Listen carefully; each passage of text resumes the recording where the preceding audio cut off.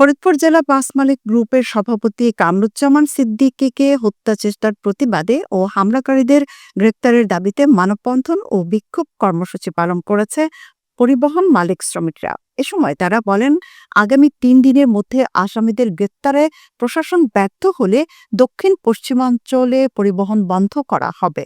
মঙ্গলবার দুপুর ১২টায় শহরের গোয়ালচামত নতুন বাস স্ট্যান্ডে এই কর্মসূচি অনুষ্ঠিত হয়। কর্মসূচির আয়োজন করে ফরিদপুর জেলা বাস ও মিনিবাস মালিক শ্রমিক ঐক্য পরিষদ।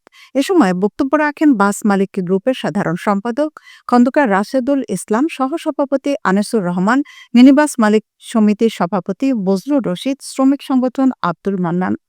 সংগঠন আব্দুল মান্নান মানা, নাজমুল হক তারা, সিদ্দিকুর রহমান প্রমুখ।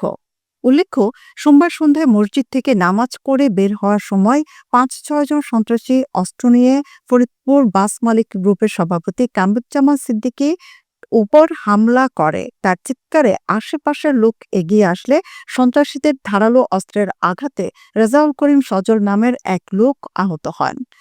পুলিশ এ ঘটনায় রিপন ও সজল নামের ২ ব্যক্তিকে গ্রেপ্তার করেছে।